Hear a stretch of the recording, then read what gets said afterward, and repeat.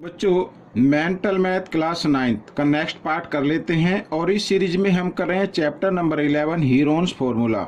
आइए करना शुरू करते हैं। तो क्वेश्चन नंबर 11 क्या कहता है ये देखिए आपके सामने है और क्वेश्चन नंबर 11 करने वाले हैं। तो सबसे पहले देखो इसको रीड कर लेते हैं।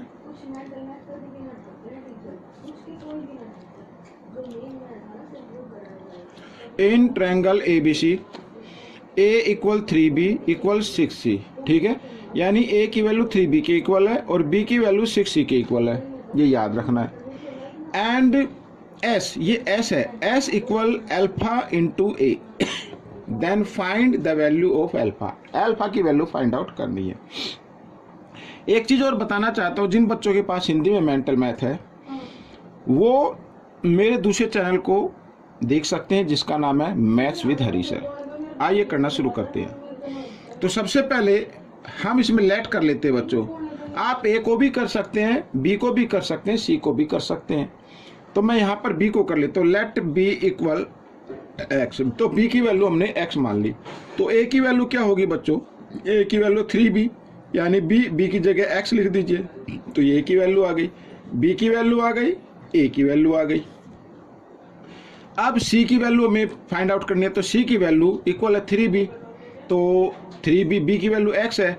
और इधर यहाँ पर 6 क्या मल्टीप्लाई की फॉर्म में है, इस मल्टीप्लाई की फॉर्म में है इधर, तो इधर आकर ये डिवाइड की फॉर्म में आ जाएगा। तो 3 से हम इसको डिवाइड कर देते, 3 1 जा 3, 3 2 जा 6 और x/2, ये आ गई C की वैल्यू, ठीक है। अब हमें S निकालना है भाई, ABC हमारे सामने है, अब S निकालो। S कैसे निकलता है, यानी सेमी पेरीमीटर कैसे निकलेगा? 1/2 A plus B plus C, और A क्या है x और 3x प्लस B x और प्लस C क्या है x/2 है, ठीक है, इस तरीके से। तो 3x और 1x होता है 4x, इधर मैं लिख लेता हूँ। तो 4x इसके नीचे हम 1 मान लेंगे और प्लस x/2, इस तरीके से, ठीक है। तो 2 और 1 का आपको लेना है एलसीएम, 2 और 1 का क्या लेना है? एलसीएम लेना है, ये एलसीएम आ गया, ठीक है।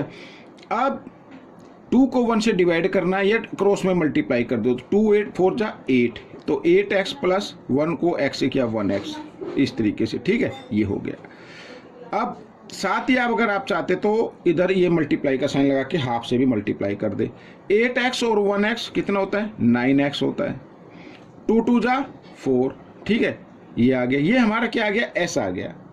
क्या आ गया? S आ गया, सेमी पेरीमीटर आ गया। ये हमें निकालनी है अल्फा की वैल्यू, यानी alpha into A equal S, ऐसे भी लिख सकते हैं, यानी कि इस साइड को हम इस साइड में लिख सकते हैं और ये वाली साइड को इस साइड में लिख सकते हैं, वो मैंने कर दिया अल्फा, ठीक है, इंटू A की वैल्यू क्या है? A की वैल्यू है 3x, तो यहाँ पर 3x लिख सकता हूँ मैं, और S की वैल्यू आई है 9x/4, ठीक है। अब अल्फा के साथ 3x जो है मल्टीप्लाई की फॉर्म में है, मैं इधर ले आता हूँ, तो इधर आकर ये डिवाइड की फॉर्म में आ जाएगा। तो 9x/4 और ये आ गया डिवाइड की फॉर्म में, इस तरीके से। 3x से x कट गया, 3 1 जा 3, 3 3 जा 9, तो अल्फा की वैल्यू आ गई बच्चों 3/4, ये आपका आंसर आ गया। समझ में आ गया? आइए करते हैं क्वेश्चन नंबर 12। तो क्वेश्चन नंबर 12 भी क्या कहता है, देखो A की वैल्यू गिवन है, B की वैल्यू गिवन है, C की वैल्यू गिवन है, then find the value of S-B, S-B find out करना है। ये क्वेश्चन हम पहले भी कर चुके हैं, यानी इस टाइप का। तो सबसे पहले आपको S की वैल्यू फाइंड आउट करनी है, S की वैल्यू फाइंड आउट करनी है, ठीक है। S की वैल्यू कैसे फाइंड आउट होगी? तो A प्लस B, यानी जो वैल्यू A की है, B की वैल्यू जो है और जो C की वैल्यू है, उनको अगर हम 2 से डिवाइड कर दें तो S की वैल्यू आ जाएगी, ठीक है, इस तरीके से। अब देखो, आइए इनको ऐड कर लेते हैं। 5 0 5 और 5, 5 और 5 10 होता है, 10 की 0, ठीक है, कैरी 1 आ गया। 5 और 2 7, 7 और 3 कितना होता है? 10 होता है, 10 और 1 11, 11/2, ठीक है, इस तरीके से। 2 से इसको डिवाइड किया तो आ गया 55 आ गया बच्चों। तो S की वैल्यू तो आ गई हमारी। अब हमें निकालनी है S-B की वैल्यू, ठीक है।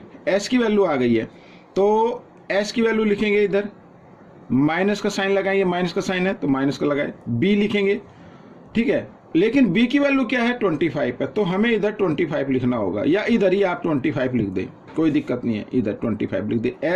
55 माइनस 25 ऐसे लिख सकते हैं आप। तो 5 में से 5 गया 0 और 5 में से 2 माइनस करेंगे 3, तो 30 आ गई बच्चों। s माइनस बी की वैल्यू क्या आ गई 30 आ गई, ये आपका आंसर आ गया। ठीक है, इस तरीके से आइए करना शुरू करते हैं। क्वेश्चन नंबर 30, a की वैल्यू गिवन है, b की वैल्यू गिवन है और s की वैल्यू गिवन है, then find the value of c। c की वैल्यू फाइंड आउट करनी बहुत ईजी है। ठीक है, ये s जो गिवन है, लेकिन s निकलता कैसे है, a plus b plus c, c नहीं है तो c की जगह c लगाना और बाई 2। ठीक है, ये इससे क्या निकलता है s, यानी semi perimeter, but semi perimeter given है 15, तो 15 को इक्वल रख देना है इस तरीके से। ठीक है भाई, एक यही तो होता है formula, a plus B plus C by 2, यही तो होता है सेमी पेरीमीटर निकालने का फार्मूला, मैंने वही लिखा है और इक्वल हमने रख दिया सेमी पेरीमीटर।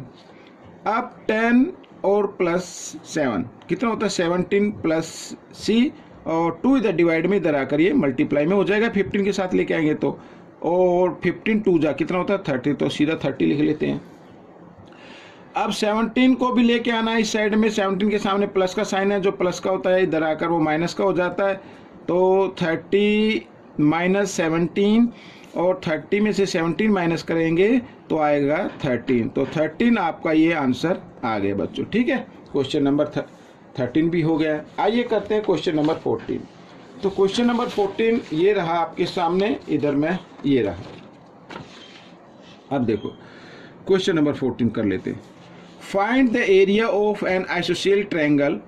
ठीक है, आइसोसेल ट्रायंगल मैं बना लेता हूँ जिसकी 2 साइड इक्वल होती हैं, ये हो गया। Each of whose equal side है 13 सेंटीमीटर और 13 सेंटीमीटर, एंड इट्स बेस है 24 सेंटीमीटर, ये आ गया। ठीक है, सेंटीमीटर आप चाहो तो लिख सकते हो इसे इस तरीके से।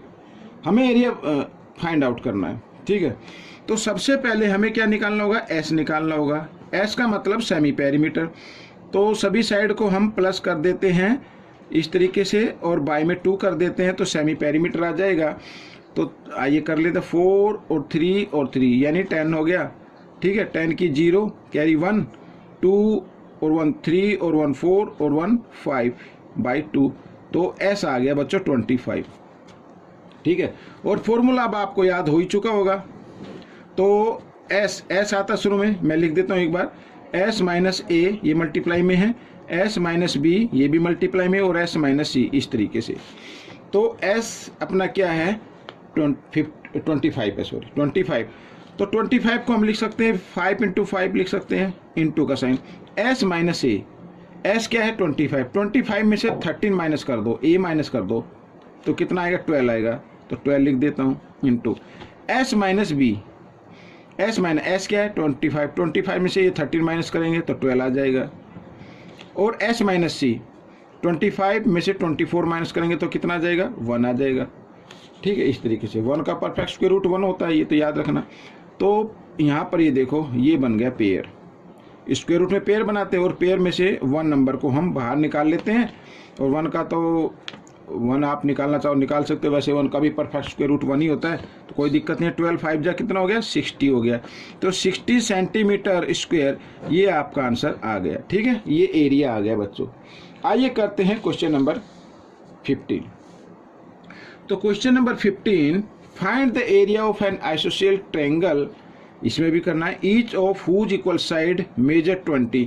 ठीक है, ये भी बिल्कुल सेम ऐसे ही क्वेश्चन नंबर 14 की तरह है, जो किसकी इक्वल साइड है वो 20 सेंटीमीटर, ये भी 20 सेंटीमीटर, और जो बेस है बेस ईच 32 सेंटीमीटर। ठीक है, आइए सबसे पहले हमें क्या निकालना होगा, एस निकालना होगा। तो तीनों साइड को हम ऐड कर देते हैं, ये मैंने ऐड कर दिया और 2 से डिवाइड कर दिया, तो आपका एस आ जाएगा।